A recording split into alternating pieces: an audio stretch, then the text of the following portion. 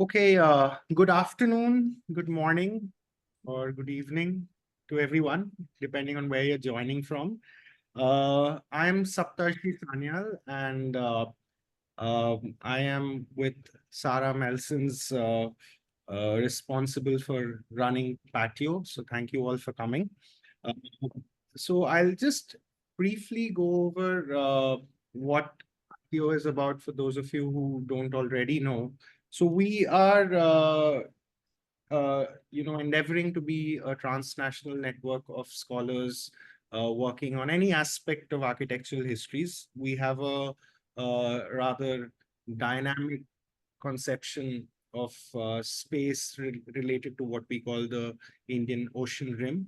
And we also aim to move beyond some of the conventional paradigms of how architectural history is done or has been done for longest time.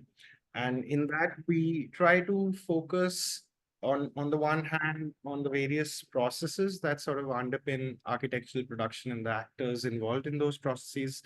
And then we also start looking beyond the conventional notion of area studies or looking at one geographic region, although we've begun with very South Asia centric things in these first couple of sessions, but we are aiming to grow beyond that as we're collecting more members and kinds of scholarship. And as you know, Patio itself is an architectural metaphor for a space of conversation, and that is how we're going to begin today. So thank you once again for coming to our inaugural edition of Patio Conversations, where we aim to bring together people who are at various stages of their research career and various levels of advancement of scholarship. So it's a very non-hierarchical, it's a very informal setting. And the format is going to be quite simple. But before I come to that, I'll let Sarah speak about today's particular conversation and the theme that it focuses on. Yes, so hello everyone. Thanks for joining us. As Saptarshi mentioned, we have kind of set an initial research agenda for the network, the PATIO network, and today's conversation fits under one of those 8 themes that we have called tools of building practice. So by focusing on the tools of building practice, we aim to historicize and theorize the role of the support tools that are used in processes of design and construction. Such tools over history have steadily increased in number and diversity. So we're thinking of the design tools that support drawing and model making, for instance, but also managerial tools like bills of quantities, contracts, building specifications, to even the tools that are used on the building site itself, such as concrete mixers, scaffolds, and hoists. So paying attention to these support instruments, how do they actually configure our architectural production? What do adaptations in tools of building practice and the degree to which they are used in particular regions, or the degree to which they are ignored? What does that tell us of power relations in which building projects are inevitably embedded? And we want to open up this discussion today by looking at a managerial tool of building contract, if you want. Also one that has become steadily more and more detailed, and that is the written building contract. And we want to highlight some specific cases from India today. So over to introducing the speakers, I think, Saptarshi. So today we are joined by Chetan Sahasrabudhe and Ashmita Gupta, who represent, I think, rather diverse stages of their research career. And that's what this is about. But Chetan, of course, will speak first, and then Ashmita is going to go right after. And for those who have just joined us, I'd like to once again tell you all how we run this session. So the speakers are going to take turns at presenting their work. They will also then I'll introduce our respondent, Nitin Sinha, who's very kindly joined us at rather short notice. And I'm going to first introduce Chetan and just say 1 or 2 lines about what he will present before Chetan has the floor. So Chetan Sahasrabudhe is professor of architecture at the Dr. B.N. College of Architecture, if I'm not mistaken. Yeah, at Pune. His research interests focus on 18th century Maharashtra. I believe that's what his doctoral study was also about. And he's also an active member of the Indian National Trust for Art and Cultural Heritage, the Pune chapter of the INTAC. And he's the author or the co-editor of two forthcoming volumes on architecture of Maharashtra. So we are very excited for that to appear. And so over to you, Chetan, you have the floor.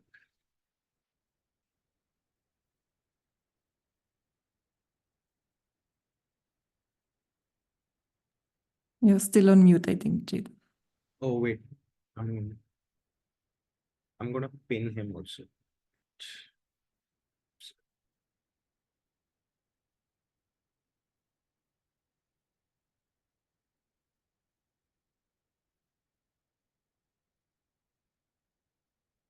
Are you able to unmute, Chetan?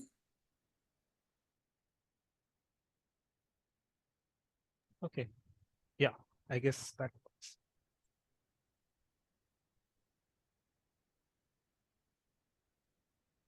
Okay. Thank you for inviting me. I hope I'm audible. Yes.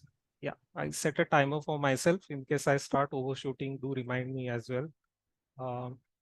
I was interested in building contracts during my doctoral work. I was looking at the practice of architecture as it was done in 18th century Maharashtra, which is a small state in the Indian subcontinent. My early thoughts were that building contracts could reveal design thinking process and what was the intent that the patron and the builder kind of thought of and shared or put down on the paper, and can it give us clues about how the design process would have shaped up. So that was the reason I got interested in building contracts. Later on, as I went through the building contracts, I realized two things. One is just the contract itself may not be sufficient as evidence of design process. Even if I were to study the managerial aspects of building construction process, I would have to look at a series of documents, and perhaps together they will reveal a better picture of how the building happened, both as a noun and a verb. So that was the second realization. If you look at the title of what I'm going to talk about today, I've said scripting performance and performing the script. So I guess the idea of cultural, building as a cultural performance, or looking at cultural performance as a tool for studying culture, whether it's about architecture or various other aspects of culture as well, gives a structure of analysis, which I feel is quite nuanced, and it's quite rich if we use this performative lens to understand building contracts.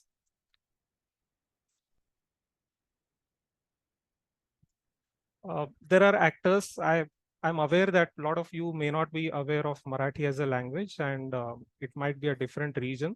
So I'll keep the contextual details to a minimum and just introduce terms which would be relevant for today's discussion.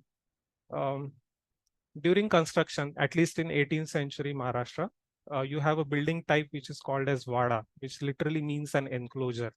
And for construction, there are two distinct building trades. One was masonry work and the second was carpentry work. So Gaundi Kam and Sutar Kam, these are the two trades which documents talk about. Under these trades, there are sub trades, and the list is pretty elaborate. So for example, for stone working, you have the Patharvat, who's a stone mason. Then you have a Sang Tarash, which is a Persian word and which means a stone carver. The stones would be quarried by somebody called as Vadar. And then you also have a Beldar, who would be a quarry worker. So you have at least 4 or 5 people who are associated with just the act of quarrying and dressing stone and then putting it in the building wherever it belongs. Then for Gaundikam, you have Kumbhar, who would be making the bricks and the roofing tiles. There is a lime worker who's a lonar. Something interesting about these names is that these names also become castes. So all of these are castes which are still existing in Maharashtra. For example, Vadar is a caste, Beldar is a caste, Kumbhar is a caste, Lonar is a caste, and so on. So this kind of synonymity between the trade that a person practiced and the kind of caste that they were known by is very strong, and still it's pretty strong. So the Vadar community is still into stonework to a large extent. Some of these castes have changed professions, shifted into other things, but some of them still continue to have at least little bit of traditional knowledge with them. Then with carpentry work, you would have a sutar. Again, that's a surname as well as a caste. Then you have ghisadi, who's a blacksmith. You have chitari, who would be the artist. And then you also have specialized craftsmen who would be called as karigar. Again, a Persian word, honorary name given to a good craftsman, who could be a carpenter, mason, or even a painter. And it's likely that these are kind of placed above the rest of them due to their skill levels and perhaps other skills as well. And later on became designer builders. So designer builders is a kind of in-between term. So where the person who I'm labeling as designer builder is both designer as well as a builder. So this idea of who are the people who are designing and who are the people who are constructing. In 18th century Maharashtra, both of these roles seem to be performed by the same person. So I'm calling him or him generally as a designer builder who would undertake building contracts. There would be script, as I mentioned in the beginning. The contract, or the maktha as it would be called, is the main document which kind of scripts the construction of building or the performance, if I may use that term. Along with that, there are 2-3 other documents which have been published and which are also relevant to understand the building process in detail. One is the statement of expense called as hisheb. There are lists and receipts. List is called as yad, literally meaning remembrance, and then you have a pauti, so receipt, and then correspondence, which is a patra. So these 4 documents, makta, hisab, hisheb, yad, and patra, together represent the available documents which talk about the construction process. They come before or after. For example, hisheb generally would be after the construction was done. Yad or pauti would happen while the construction was going on. Patra would generally or many times precede as well as be there during the construction process as well. I have an example of a building contract here. I've translated that from Marathi into English. It's just a part of a contract. I use it just to give a flavor of or a sample of how these contracts would be worded. In service of His Highness Baba Sahib. So that's the last Peshwa who ruled from Pune.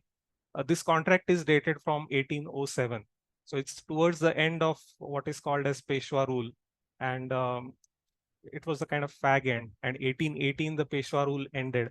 And this is a contract which comes just before Peshwa was ousted. Obedient Mansaram Lakshman and Daji Sutar. So that's again the carpenter who has become a designer builder. Request hereby that we have agreed to construct a building at Vishram Bagh, that's the name of the place, and the clauses are as follows. So there are 4 or 5 clauses. Each clause begins with a value. So you have this 25,000 rupees. Whatever follows after this figure has been costed in its entirety. So the entire paragraph which you see on the slide is going to cost 25,000 rupees. So it says a Dughai Sopa, which is veranda with a double bay, towards the road on the east with north-south orientation. Details of the khand, which is a traditional planning module, generally in the ratio of 1:2. There are 2 Tsafe khand, which is a square khand in the ratio of 1:1. 1 Tsafe khand in the north, 1 on the south. Total width is 10 khand, which is 7 plus 2 plus 1. It's 1 floor high central wall with 2 gable walls.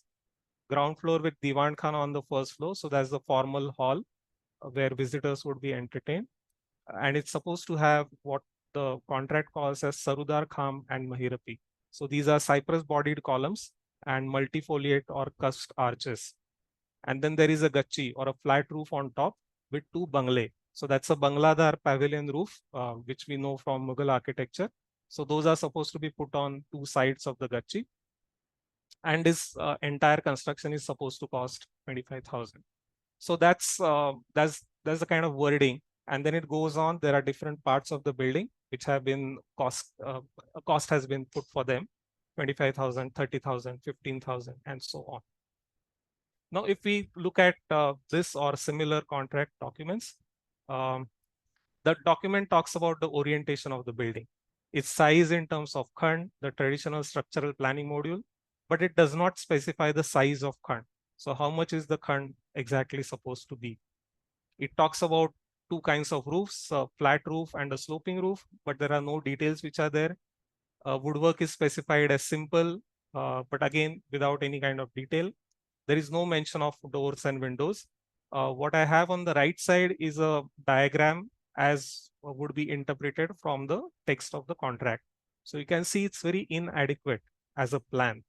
However, so there are these important gaps in what is stated and what would be actually required for construction. But we know that buildings were getting constructed. So apparently the parties knew and agreed to more than what was stated in the document in so many words. So that seems to be a very important feature of these 18th century documents. So the builder and the client were following precedents in terms of module sizes, in terms of sizes of wooden sections, positions of doors and windows, etc., and which were kind of agreed upon without verbalizing in so many words in the contract document. So if we were to look at these contract documents, it's complete only if we take into consideration what is not stated, and stated and not stated together will make it a complete document. During my doctoral work, for analyzing these documents, I used idea of linguistic codes, which was developed by Bernstein, who was a linguist. And 1971 was the work Class Code, and I forget the name of the book. So he talks about two kinds of social linguistic codes, restricted and elaborated. As the name suggests, restricted codes are useful for communicating without using so many words. In restricted code, non-verbal communication becomes more important. And in case of elaborated codes, it kind of is used for more precise communication, and they aim at explicit verbal communication. For example, in some of the documents, things like teak wood are specified to a great detail. It says Lal, Nami, Sal Gudasta Todise, Bin Gathar, and Bin Kop. So those are the Marathi terms. What it means is the teak wood has to be red, it has to be renowned, it has to be without any knots, it has to be without any defects, and it has to be cut the year before. So it's a kind of pretty detailed specification for the teak wood, which becomes an example of an elaborated code. And most of the times they will just say that the wood has to be good, or the wood has to be of acceptable quality. So those are kind of restricted codes that are being used to communicate the intention, or what are the agreed upon terms between the client and the builder. An example of application of this is Catherine Bishy's paper in 1991, and where she analyzes contract documents from 18th century Carolina. And she highlights two important aspects of this unstated communication. So she says that first, this kind of unstated communication would be used for referencing to existing models. So you would say, construct a building similar to somebody else's building. And then use of adjectives such as sufficient, necessary, good, etc., and which would describe various items of work. Both of these are applicable and relevant for the document which I analyzed from 18th century Maharashtra.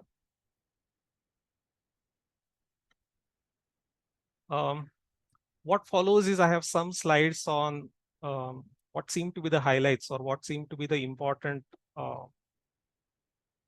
outcomes of the analysis of these construction documents.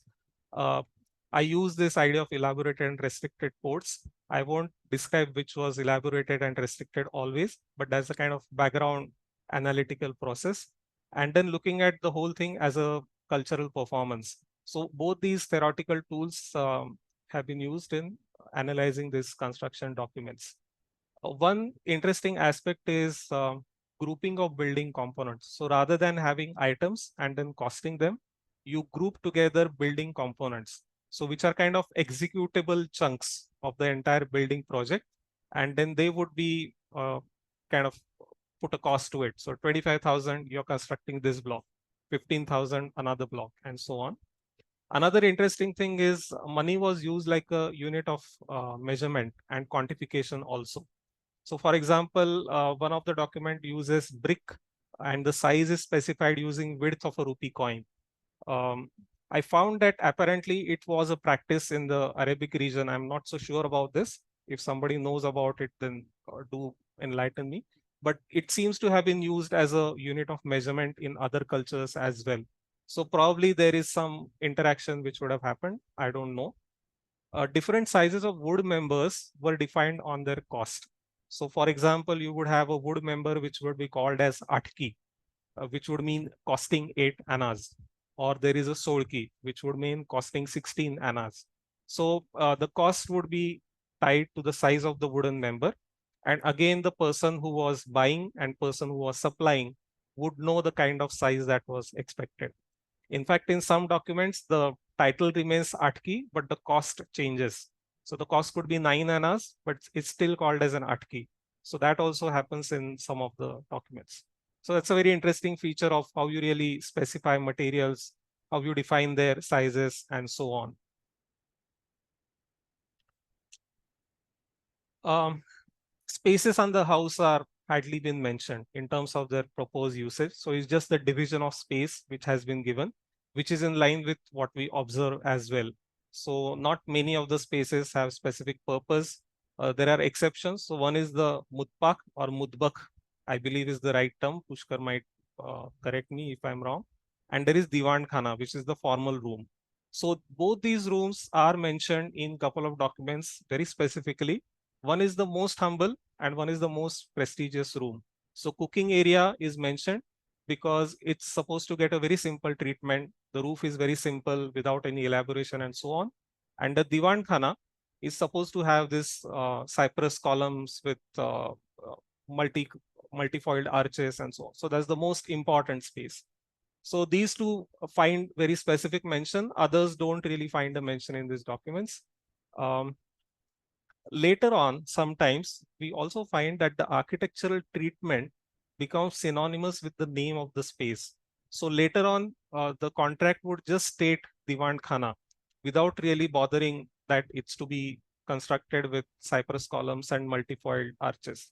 So it's so the word Diwan Khana, which once meant a formal space, and it also came to mean architectural treatment, and which is a kind of yeah. Sorry. I'm sorry. I'm gonna have to ask you to conclude within the next minute or so, please. Okay, sure. Yeah. So that was the kind of planning that was elaborated. For specifying quality, you have these adjectives like Uttam, Nami, Darobast, Masla Pramane as per the sample, Paddhati Pramane, etc., etc. So these are really being used to specify quality. There are problems when the contract is being performed. So this letter states that the contractor or the project manager is telling the client that the contract is not being performed and the line is not being prepared as per the tradition and something else is happening. And then there is a conflict. So it was not that the script was always performed well, but there would be gaps or lack of performance, contradictions, conflicts, debates, etc., while the contracts were performed. I'll just end with these 6 points, which I think would be relevant for discussion. For architecture in Maharashtra, I know the kind of caste associated, the craft person, the language and the terms associated. So that would be something specific.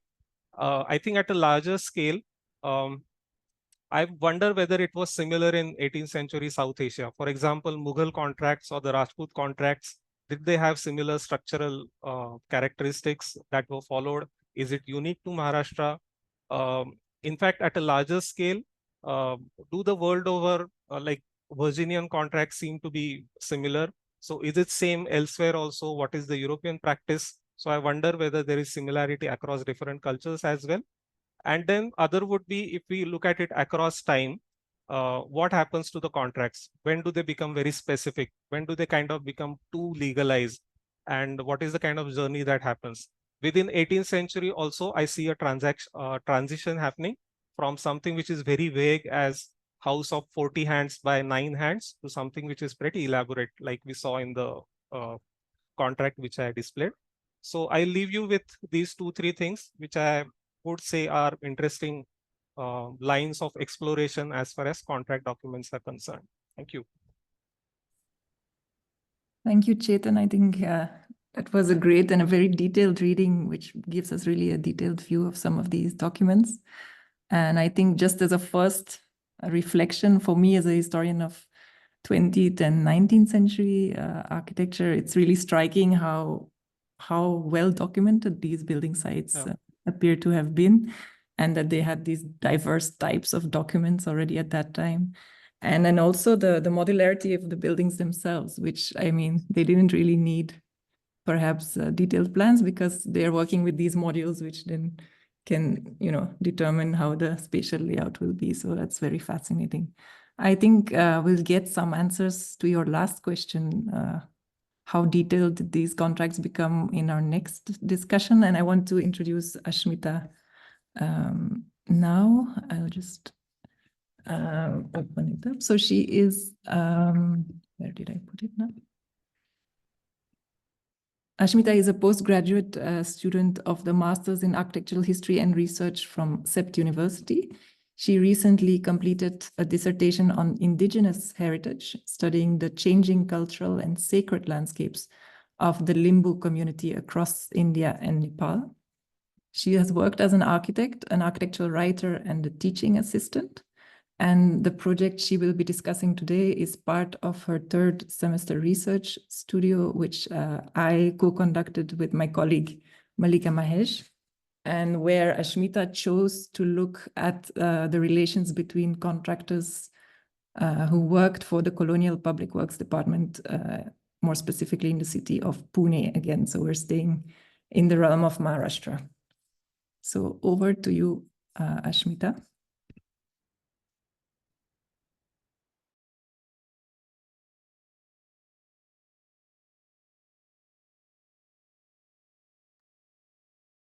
Hi, I'll just share this.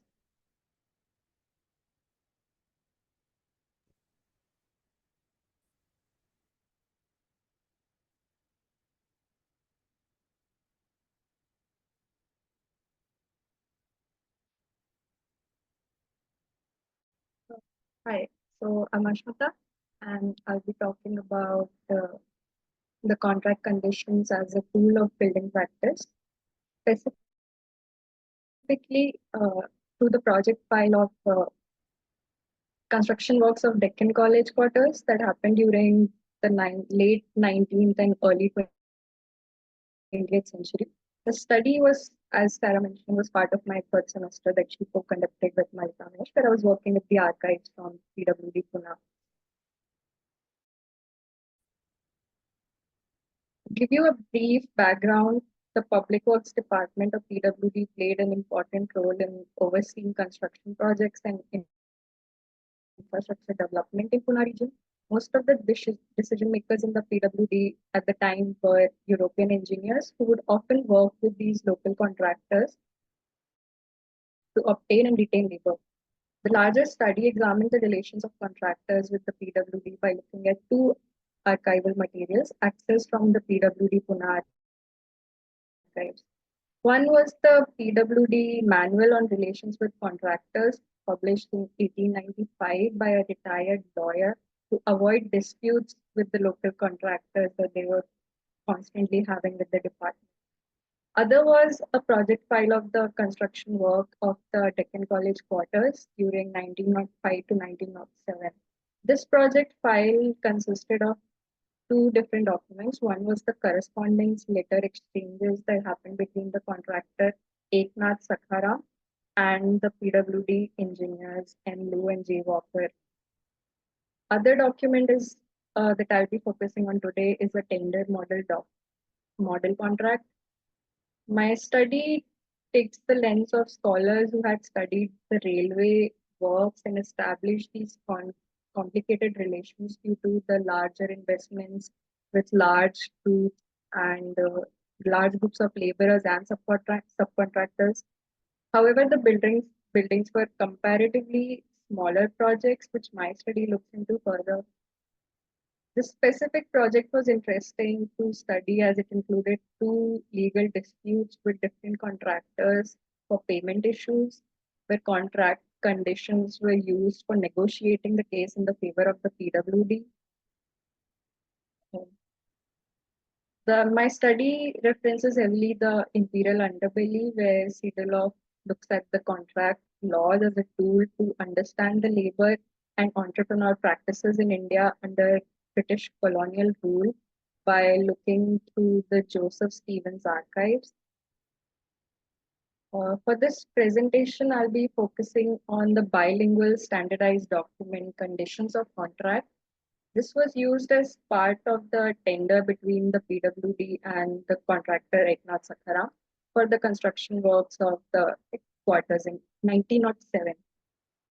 The bilingual nature of the document includes clauses in English and Marathi to promote effective communication by attempting to ensure legal compliance between the PWD engineers and native contractors, making sure everyone's on the same page, quite literally. This allowed local contractors to work with the department in a legal setting.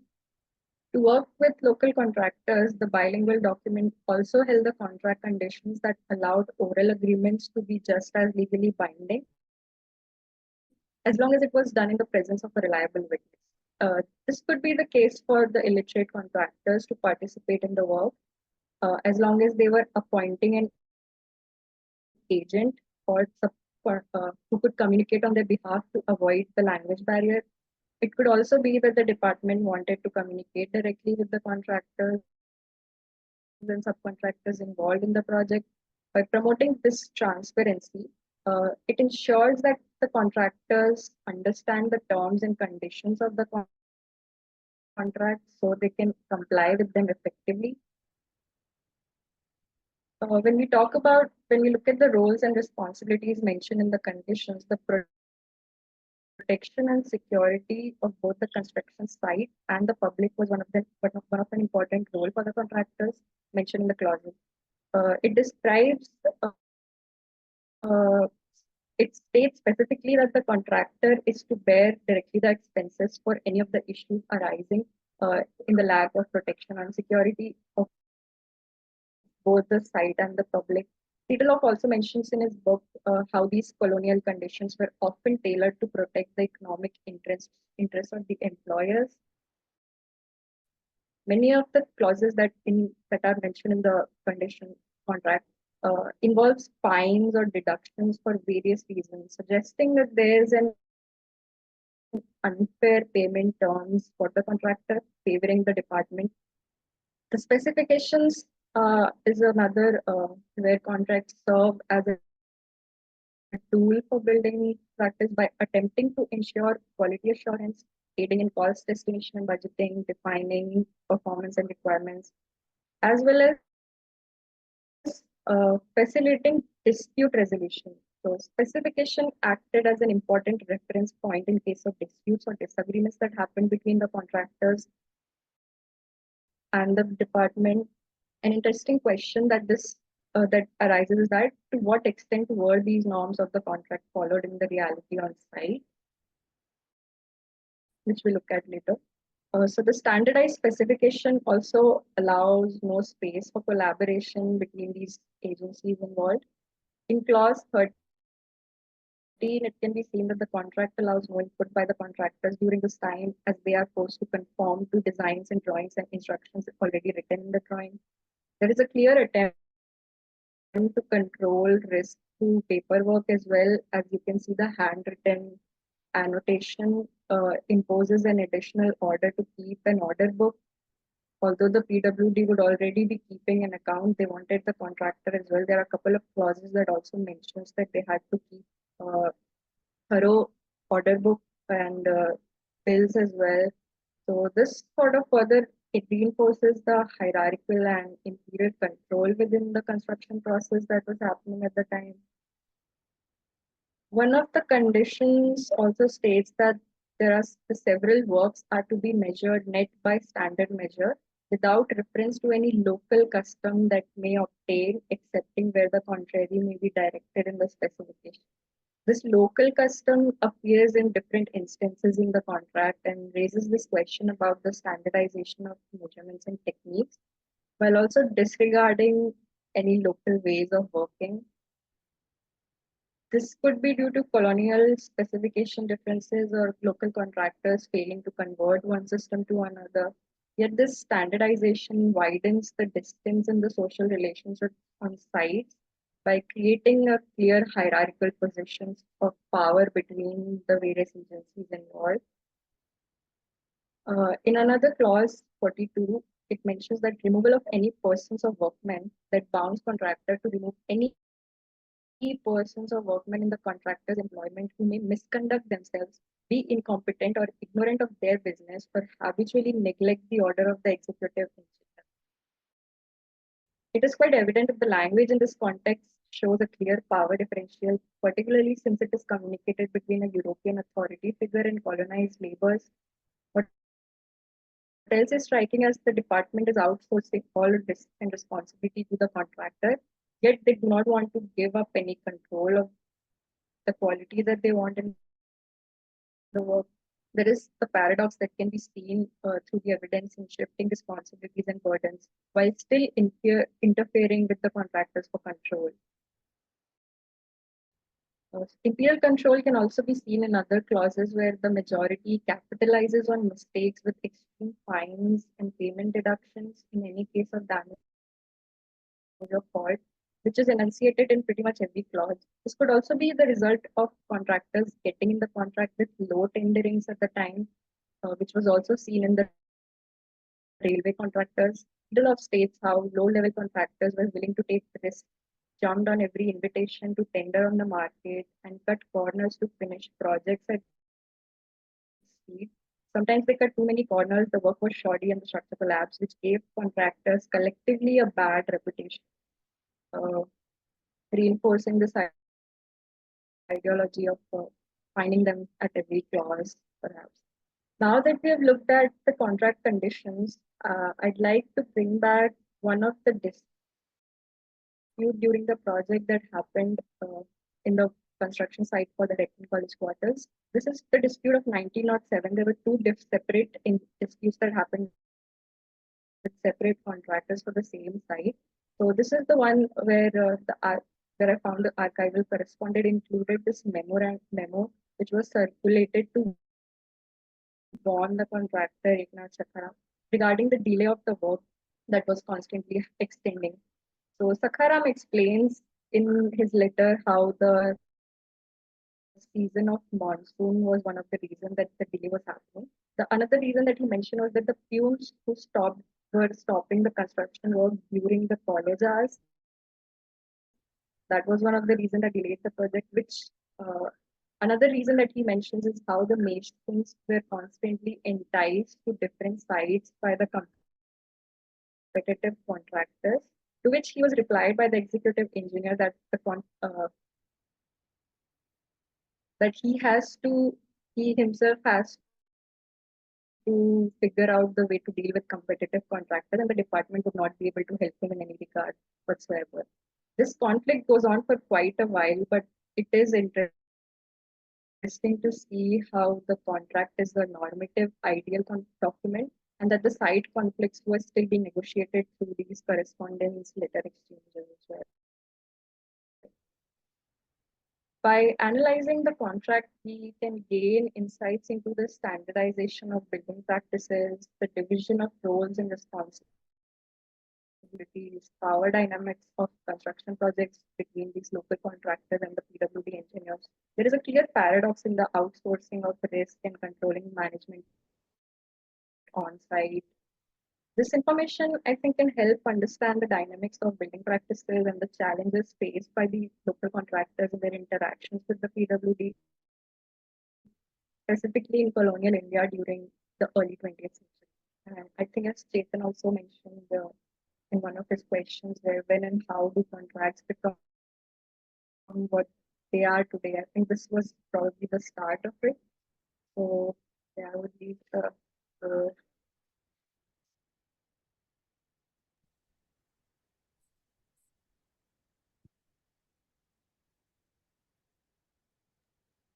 Okay, thank you so much, Ashmita, for that deep dive into the one project through the contract document and the various entanglements between the normative and effective modes of working with where there is the oral mode of transmission. So I do think that you touched upon some of the key issues related to the unequal power relations between the Department of Public Works and the actual actors on the ground. I'm gonna now invite Nitin Sinha, who I have the rather challenging task of introducing, given his extremely prolific and output as a historian. And so I'll just touch upon a couple of things that jumped out at me from his work. One is, of course, the current very fascinating project that he's working on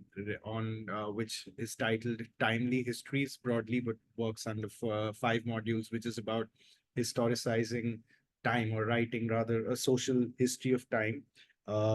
And previously he has, of course, investigated, I think even in his doctoral research, the various entanglements of the regimes of knowledge production in colonial India, and the modes of communication and interiority in that very context. He's the very acclaimed co-editor of the 2-volume anthology Servants Pass, and Nitin is going to I'll invite Nitin to make a comment about the presentations we've seen today, and then eventually open the floor to questions. So Nitin, wait, yes.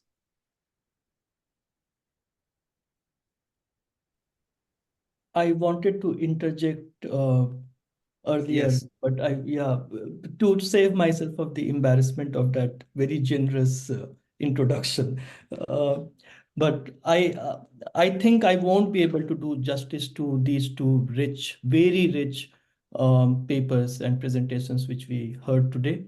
And in a way, I'm actually thrilled that myself being interested in say the social and legal history in the 18th and 19th century, particularly labor and legal histories. I was really thrilled at the kind of resources which both the presentations and both research bodies have brought to us today.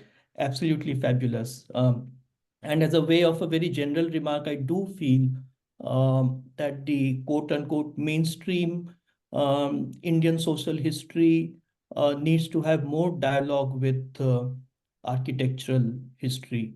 And that is something which we should work upon. The kind of the materials which again both the presentations brought forth was absolutely something which I would, being working on 18th century India, I would have loved to have these materials and learn more about those histories through these documents. I have some very broad remarks just as a way of collective brainstorming here, and some maybe 1 or 2 specific questions on individual presentations. So what becomes very important, so I completely take Chetan's point, like contract is what also appeared in Asmita's presentation. Contract is a script. It's a kind of a template. It's a normative template to define work relationship, so to say, which is also a very important legal instrument. The idea behind the contract is that it is finalized between 2 juridically independent entities. So if we look at the history of the contract as it proliferates and becomes very widespread in the 18th century, is because there's an expansion in wage relationship compared to other forms of servitude, slavery, and other forms of servitude. The contract becomes important in the 18th century because wage relationship is defining the market of the labor. The legal premise of that is that this is happening between two independent entities, juridical, who are not in any, say, slave-like relationship or any other servile relationship. But what happens historically, and this has been traced in many other accounts on the US history or the British history or even in South Asian history, that it creates conditions of unfreedom, or what Gunel also refers to. Sorry, there was. So that is where contract becomes really very tricky and very interesting as a source material for historians. On the one hand, the ideological construction of contract is based on two juridical entities, free juridical entities. On the other hand, it leads to a series of creation of unfreedom, a spectrum of unfreedom-based relationship, which also came out in Ashmita's close reading of the template itself. And so one question which arises to us as historians is, how do we then calibrate our reading of the template with the actual messiness which is happening at the site? So for instance, just to take up one example, which very interesting example of how men were constantly being enticed by other contractors, right? And so for me then, and a lot of historians have done it, contract then becomes a window to go beyond the script, to get into the real world of the social messiness. And here I would like to, and partly also because of my own limitation and interest in labor history, a contract is is a very interesting and important instrument to understand two things. One, about the laboring conditions, and second, about the legal conditions. Now, when I say laboring conditions, I understand, Chetan, loved your, like such rich, it's fabulous what the material which you have in your paper. And so in a way, I would perhaps I would like to learn from you that how do you see contract as moving from something which is telling us about design in a very meticulous manner. Even, almost this space has been disaggregated. There's a pavilion, there's a court, like space has been very disaggregated. From design, can we move to labor part? It comes up in different caste being involved in construction work. Now, how are workers getting mobilized? What is the pattern of recruitment? How is contract solidifying a certain kind of labor market? These are the things which have been mapped. So there's almost a tussle between custom and contract.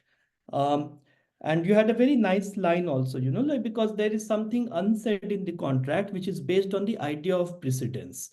But there is something which is in the contract which is creating a relatively newer template of standardization as well, which means that the social practices or social relationships between different working groups, between different caste groups, are also getting standardized and reinscribed or reinscripted.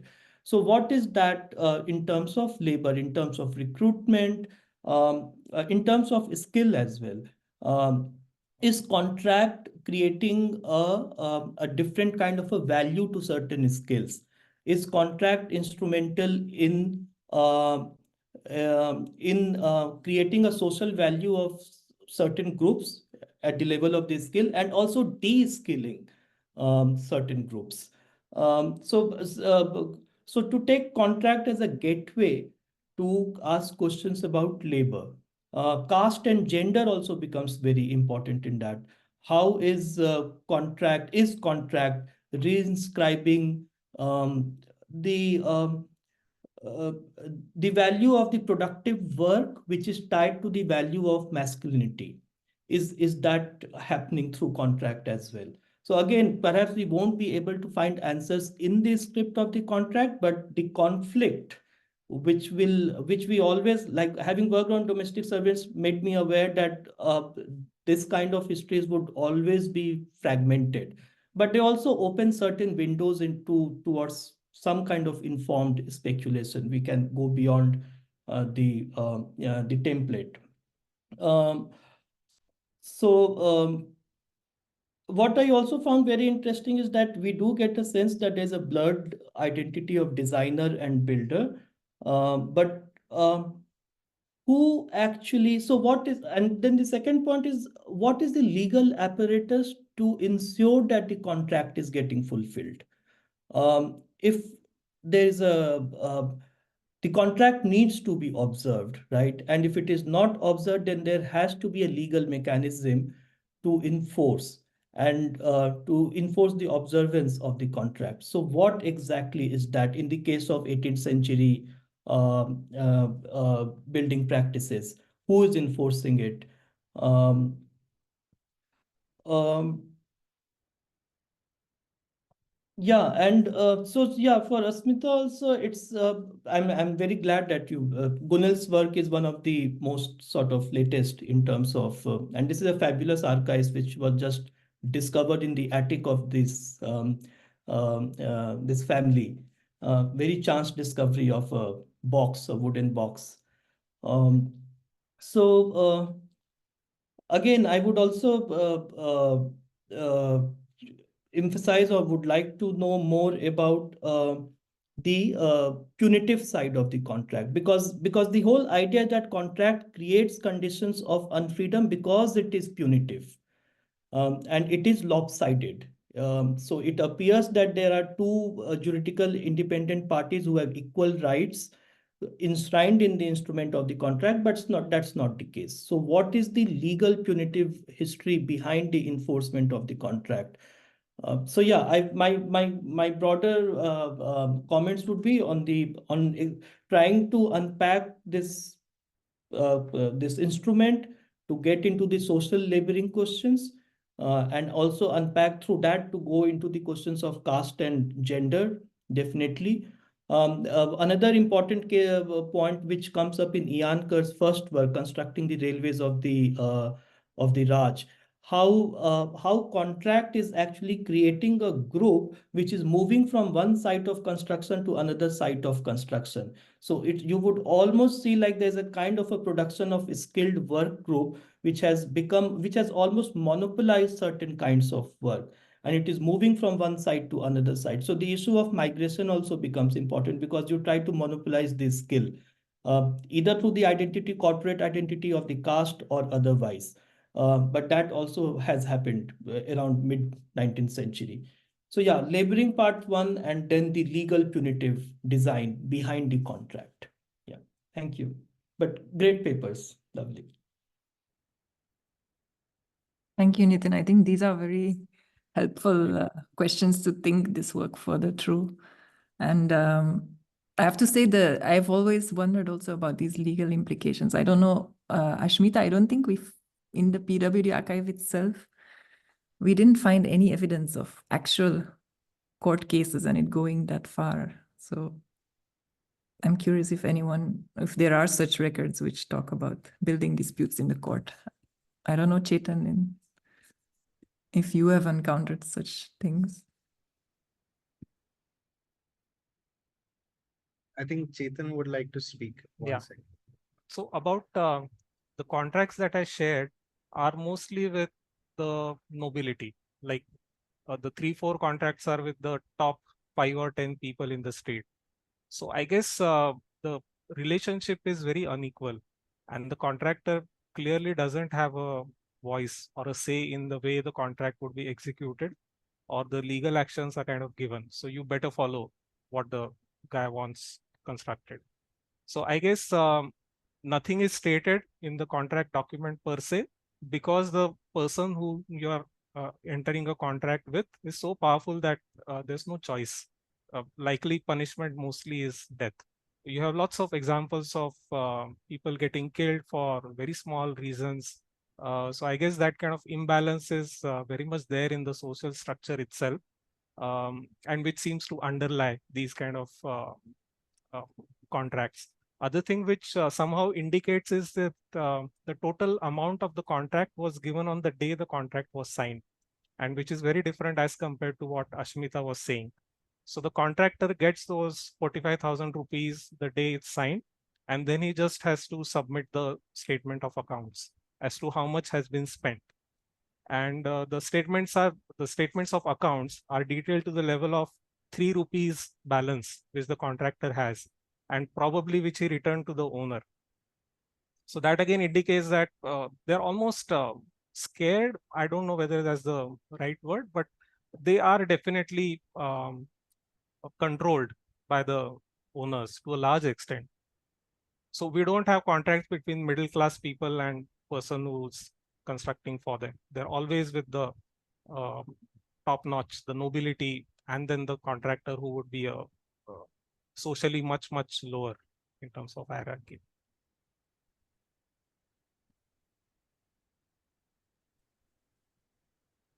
Maybe we can look at some of the questions in the chat. Yeah, we're seeing some questions come in. Ashmita, would you like to respond to Nitin before we move to the questions, Yeah, or we can? actually, Yeah.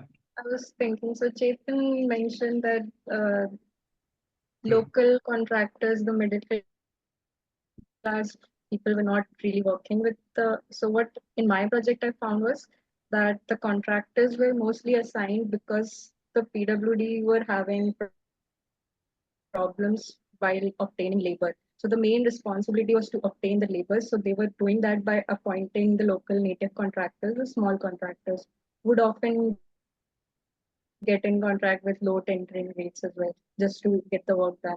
There was even a letter that I found where the assistant engineer was saying that he would do the work if he could get the contract, if he could get the laborers just to work, where he would act as the contractor. So there was always this about obtaining the native laborers and communicating with them, with the department. So the contractor is only acting as sort of this managerial or appointing sort of.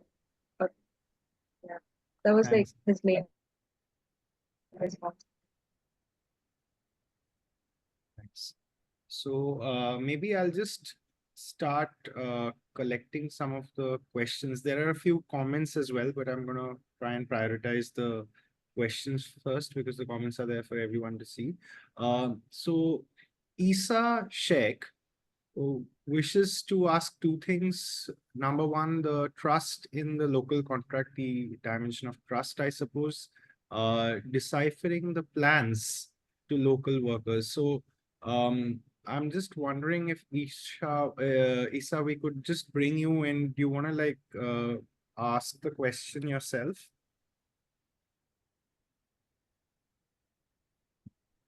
Hello, can you hear me? Yeah, we can hear you. So just to start with, it's like both of them has given a very well kind of a presentation. It's a very detailed understanding. Thank you for it. My question is regarding the contract in both the cases. So in first cases, the contract is quite very open with lot of gaps.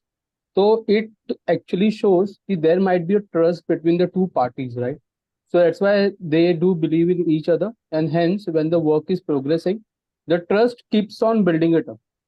But in the other case where the PWD comes into the picture, now this PWD is not supposed to be something very local, but it's a other entity or other institution from the foreign land, which is trying to rule over. And now there is a trust factor. The issue is with the trust.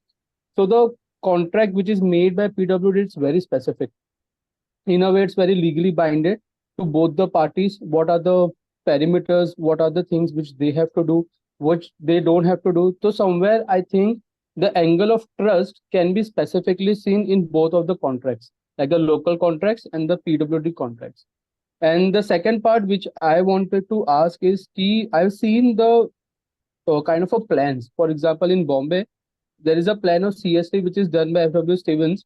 But at the same time, when we see the building, it's very detailed. Also, the specification of the CST is not very well done in terms of what I have seen right now.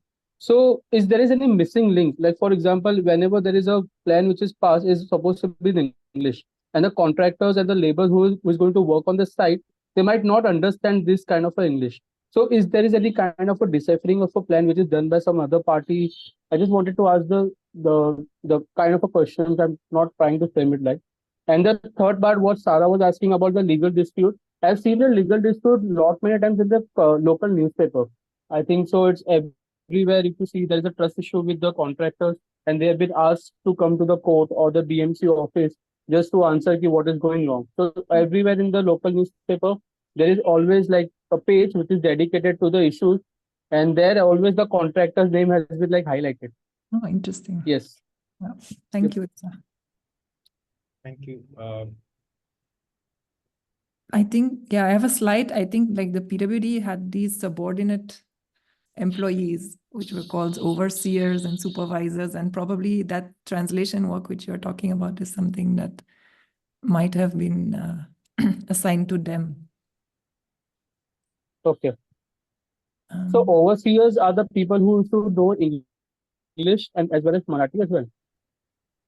Yeah, they had some basic schooling or diploma. At the College of Engineering in Pune, for instance, there was a diploma course for overseers and sub-overseers, as they were called. Oh, correct. Sure. Yeah. So the next question is it seems more like a comment about the discussion whether there is a conflation occurring between different things, namely the idea of contracts itself and the contracting system or process. Are the two sort of studies making a distinction between these things? This is from Paolo Tombesi.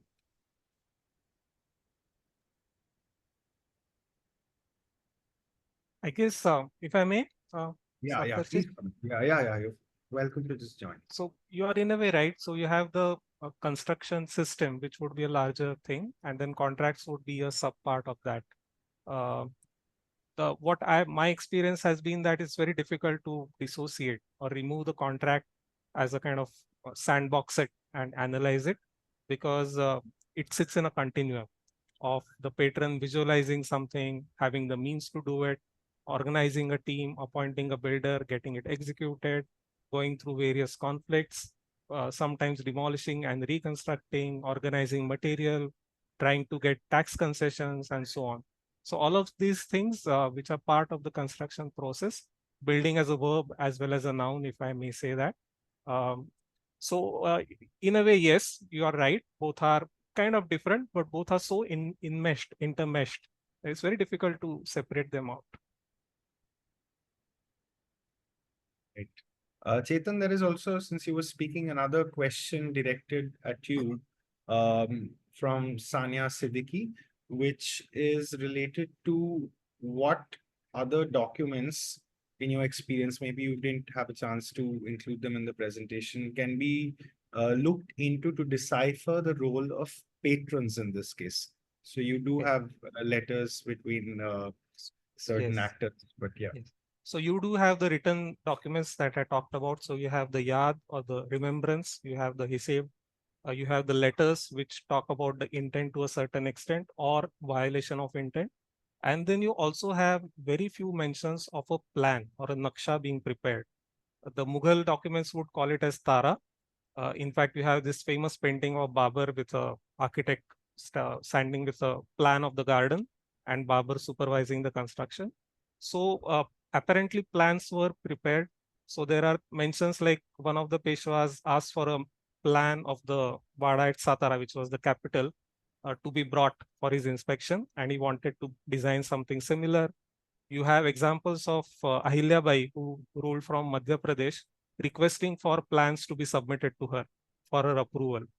We don't know what kind of detailed information would be contained in them. None of them have been published. Some few sketches, like you have the plan of Amer, which is in the Jaipur Museum, which was basically used as a monitoring device. So how much of the construction has happened? So that would be marked on that plan. Plan as a kind of design visualization tool seems to have been there.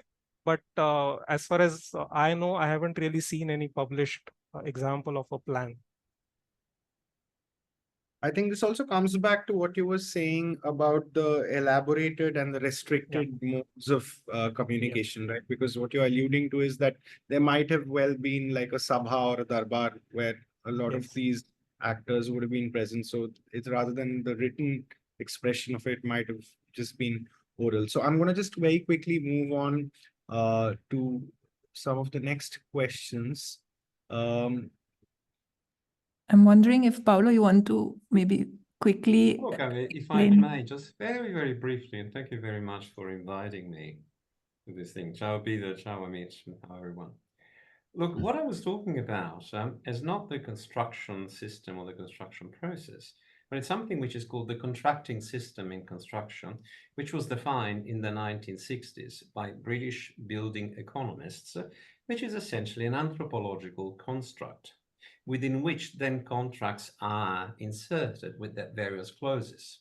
So a contracting system in construction is one thing, and the details of a contract is a completely different thing. So the contracting system, the one you've been describing, has been existing everywhere in the world as a way of distinguishing and establishing relationship between different parties. So in a sense, my great curiosity in life, at least for this afternoon, is whether, in fact, the details that the two of you have been exerting out, pulling out of these contracts are the same ones that you could actually get in post-Renaissance Rome, in Georgian London, in post-war Germany, or in economic boom Portugal. And my answer would be that to a large extent, they would be the same. And so I would then be interested in what are the elements of colonialism or post-colonialism that you can see in these contracts, because I don't think there are many. And I think that if you actually go and look at the contract by Giuliano Sangallo, 1580, and the contract in 19th century India, the relationship with contracting agencies and with labor is going to be almost the same. And so, how do you actually get some critical distance and perspective on things that if you read in one way, they become distinctive of one place. But if you read them, with distance as part of a contracting system, they part of the same whole. So, that was just the thing, because I'm pretty sure that if you compare a Renaissance Rome contract with a possible colonial Indian contract, some of the clauses would be the same, and not all of them will be done to actually unfree or defree labor, but they're actually going to be done in order to control the works and construction. So that was the first. And the other thing is that as part of the contracting system, contracts do not have clauses that are always to be followed. Many of them are sort of hollow boxes that are actually used by people in order to, in a sense, establish legal relations, but are not to be followed in their detail. So, that's, I don't know, that's how Borromini would use them. I think. So look, it just is, it's a question, a comment, and everything else. I mean, what's Indian really about the things that you've been describing, and what's global? Yeah, I think that ties in well with Catherine's comment as well, which was, what are the similarities between British contracts and yeah, thanks, Sarah, and thanks, Paolo. I think you kind of picked up the point that I was going to make through a contemporary example, that the contract that you were showing, Ashmita, they were both fantastically interesting presentations. I actually have a lot of questions, but I'm just going to ask one. The contract was very similar to the contracts I've administered in contemporary kind of UK. And what you realize when you use one of those contracts is actually that the contract has the potential to be filled in many ways. And yes, it can be filled in to one person's advantage or another person's, one party's advantage or another. But the contract itself should provide a sort of neutral base. So you've given the example, Ashmita, of clause 40, where there was a standard way of doing or assessing the kind of work. But there was also the option to fill in an appendix or an additional form where you could describe the work in any way you wanted. So theoretically, somebody could use a native system, native terms, native measures of kind of quality to say how they were going to do the work. Also on the one of, the client asking, or the client's representative asking why the work wasn't finished and couldn't it be finished more quickly. That time period will be set out in the contract as well. And if the contractor is asked to price for something that's unfeasible, so for example, finish my building in 3 months over the monsoon, they'll simply price in for the risk. So, they'll have the power to price high and then to accept that job or not. So I was wondering whether within the documents that you looked at, Ashmita, whether there were kind of instances of coercion in the way the contract was filled in, or perhaps contracts that were unsuccessful when they tried to, state things in a different way other than the standard.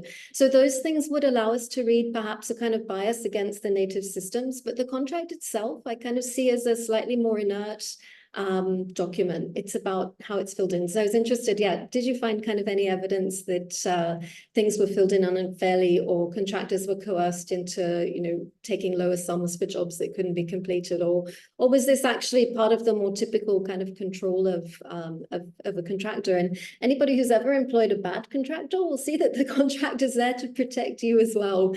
You get very good contractors who are going to do the job very well, and you get very bad contractors who are out to do things the cheapest way possible, and the contract should protect both parties. You also get bad clients who, not pay the contractor on time, or who'll expect, that things are done that, were not specified in the contract, add in extra things, etc. So ideally, it's there to moderate the relationship rather than to downplay someone. So I'll let you answer the question. Did you come across anything that suggested that, it was being filled in or manipulated?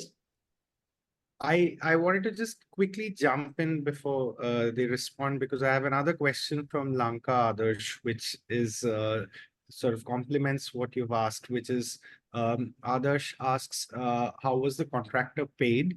Was there a fixed percentage on the estimate or a savings affected? So, I mean, speaking about the safeguards that Catherine mentioned, what were these systems regarding the price?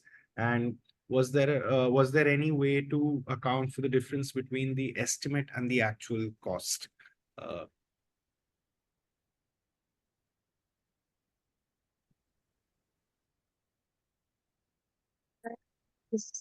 Yeah. So about the costing, what I came across from one of the letters was that they would get the certain percentage if the work is according to the engineer. So they would get the certain amount of percentage from the tenders that they had already put. So it was always at the start where they would describe that this is how much. But one of the disputes that I was reading about was where they had stopped the advance payment because they didn't see one bill that the contractors hadn't issued. So I think that's all I know about the cost and the payment relations as well. And to answer for Catherine's question, I did come across one archival material, which was the manual published it was published by this retired lawyer, Relations on Contractors, which was circulated all across the PWD, that went into great detail on how to avoid disputes because the local contractors are bad men. The language that the manual uses is extremely how that they looked at local contractors, where this man is not of sound and age, so make sure that you have an agent who is legible to write the letters as well. So there was clear imbalance in the images of how they were looking at the contractors, which I think this model contract serve as this normative form where we can look at that this is one neutral form that they were appointing, but there's already a manual being issued around the department where all engineers are reading that how they can manipulate their way out of a dispute where they can't, the contractors are not able to sue them, or even if they do, the clauses make sure that they are not, that they negotiate in favor of the PW. So there was that contract that was quite interesting to look at.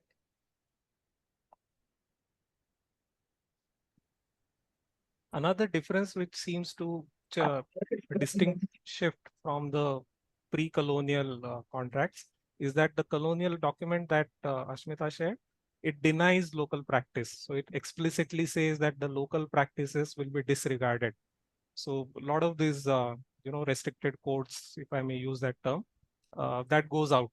And you want to make things as explicit and clear as possible. And that is where I guess this element of control also comes in, because you're removing as much of subjectivity as possible. So I guess that seems to be a clear shift from the pre-modern or pre-industrial ways of doing things versus once the colonial powers start taking root, you see a shift. Also, I think socially, a lot of these contractors used accepting of contracts as a way of social mobility. So a lot of them grew up, and some of these are engineers. They were employed by the PWD. They successfully completed because they knew the ins and outs of how to work with their overlords. And then they become independent contractors. Once they know the system, they know how to hack it, so to say. And then they grow up, they become socially very established.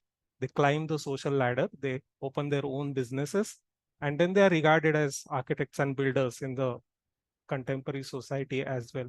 So there has been a, I guess, large percentage, even Babji Kanetkar, Sara, if you remember. So he starts as an engineer or overseer, then he becomes a contractor, and then he accepts design build contracts. So he does the market in Pune. So you have at least 3 or 4 of these guys who are using that as a social ladder.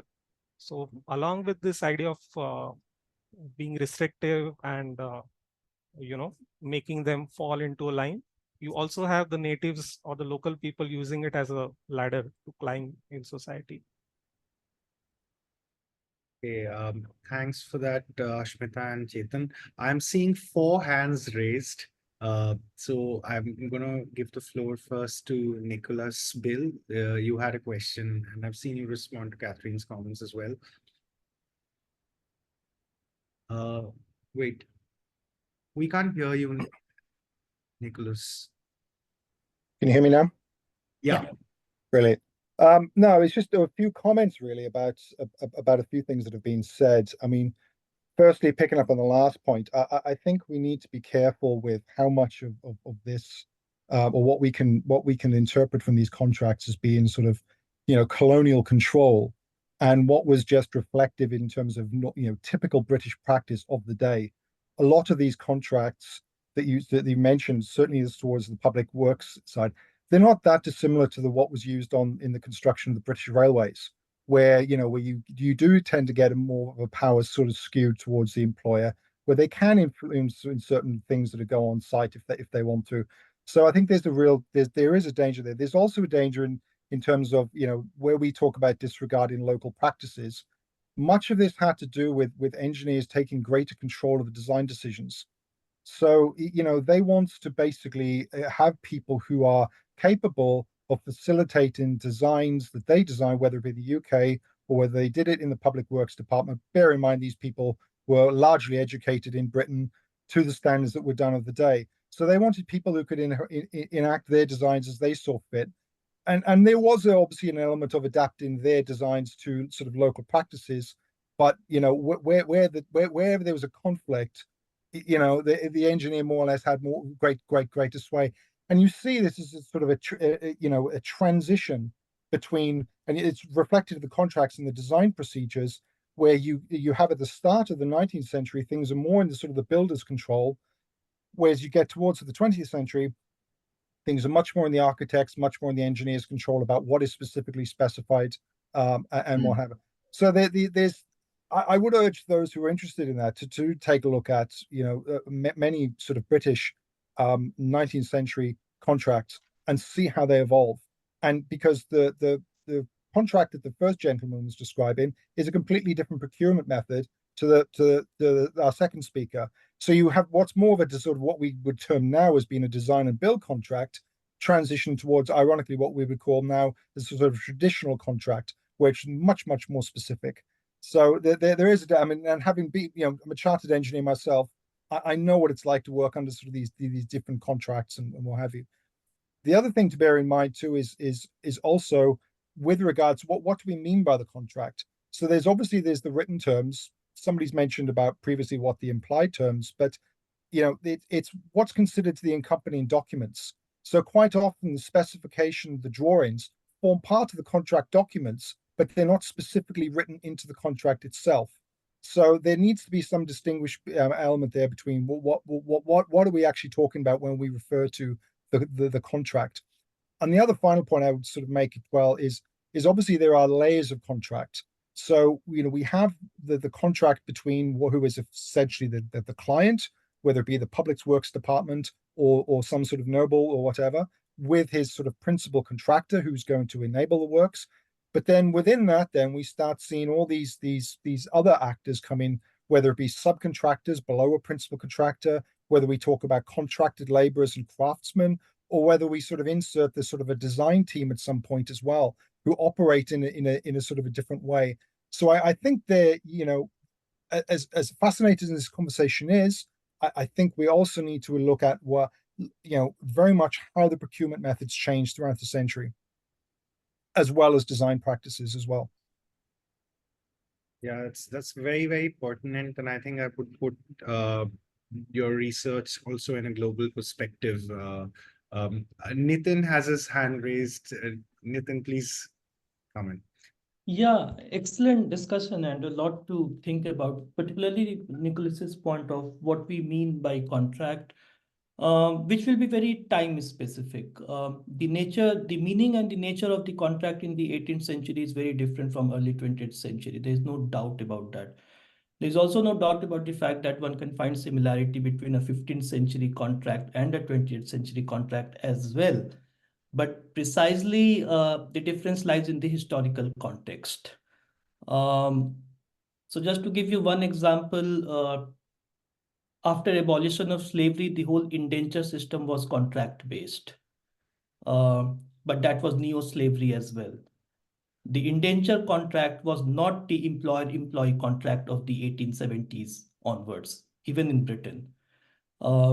Why was it different? Because indenture contract gave planters the right to private arrest of the workers, which is not enshrined in the ideology of the contract. So that's where we have to be carefully calibrate what exactly is the meaning of the contract, in which system we are talking about. If my understanding of the 18th century and early 19th century is that as much as I completely take Pedro's point. I agree with him in the sense that contracting has to be seen as a layered system. But I find it very difficult to dissociate the ideological legal framework within the template of the contract from its manifestations in other things. Very crucial to the template of the contract or instrument of the contract is the question of power.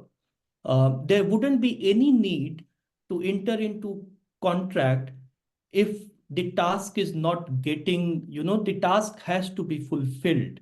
Whatever is written, or either it is the procurement of the material, either it is the procurement of any service, whatever the contract is about, it needs to be fulfilled. Which means that if somebody is defaulting, then there has to be a mechanism to enforce it. And that's where the play of power comes into the instrument of the contract. So it does enshrine rights on both sides. There's no denial about that. But there is always a tilt. And in which favor it is tilted is I think, the job of the historian to find it out. That's where, and most of the histories, at least of the 18th and 19th century, have shown that contracts, while being a text of freedom, has reproduced degrees of unfreedom. It does not mean to say that workers were not fighting back using the same contract.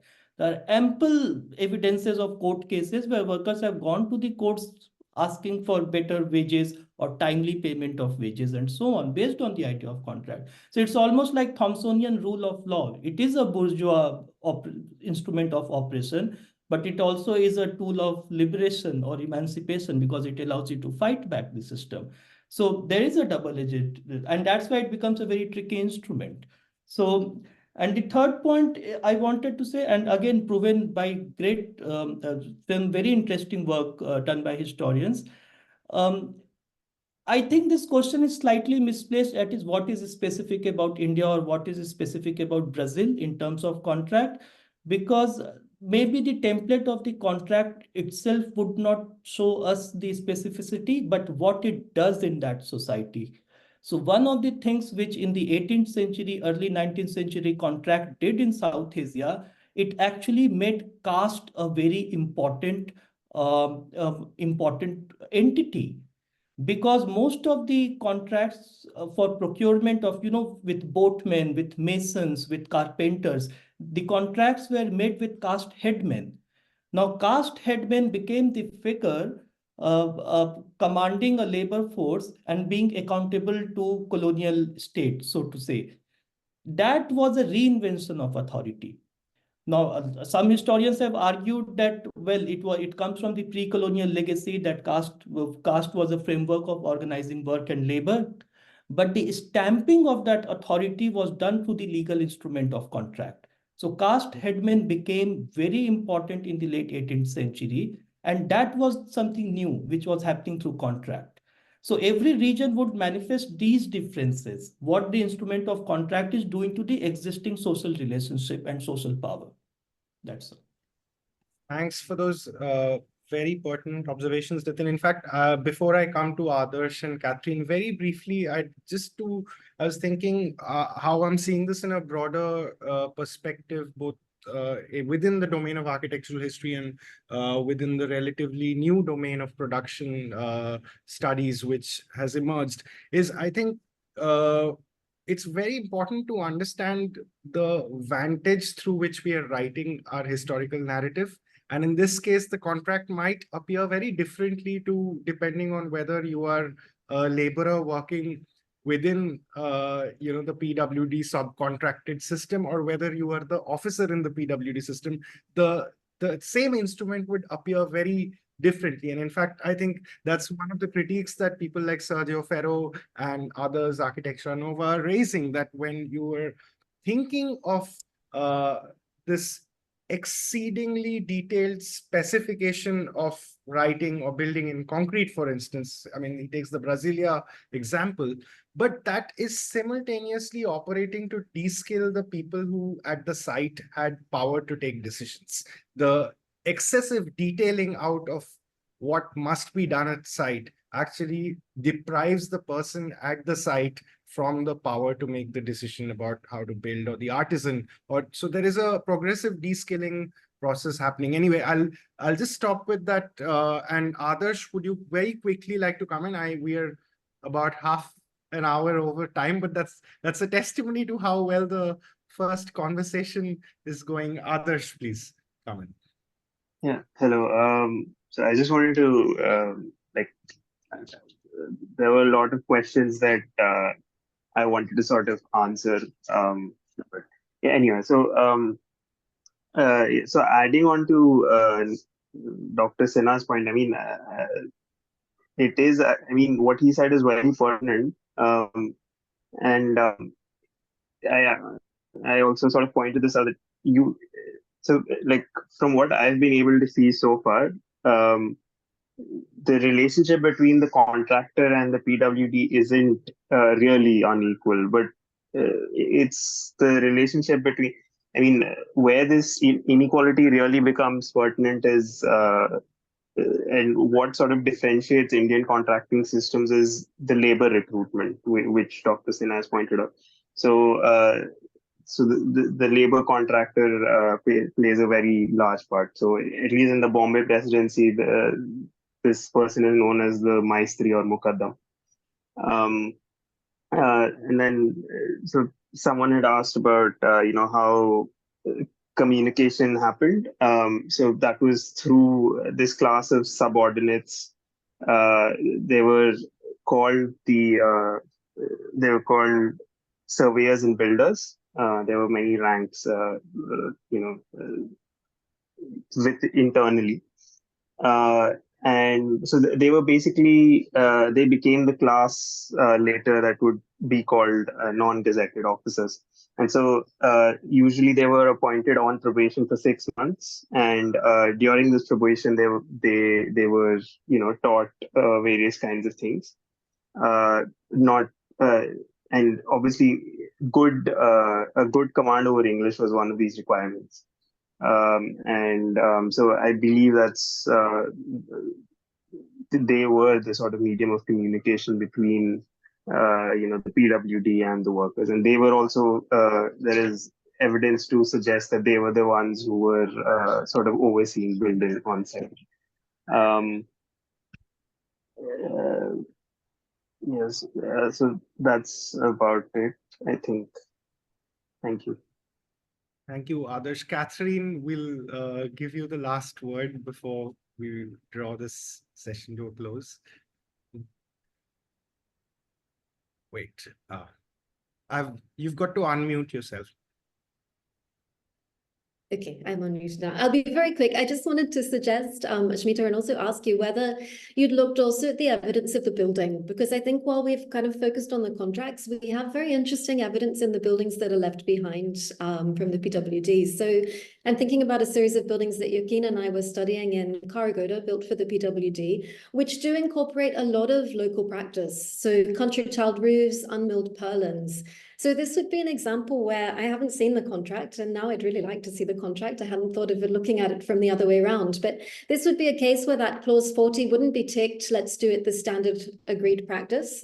This would be filled in the attachment to say that this was the way the roofs were going to be done. And when the contract was signed, that would be an agreement that that was the way it was going to be done. It may be because of cost, it may be because of availability of materials. There's all sorts of reasons why the client and the contractor would agree that that would be the solution. So, I mean, that's obviously not in Pune, so it's a different context. And as I said, I haven't seen the works, but it could be really interesting if you were able to go around and look at some of the buildings and assess them backwards and see if you can find evidence of practices that don't seem to come from the kind of colonial vocabulary.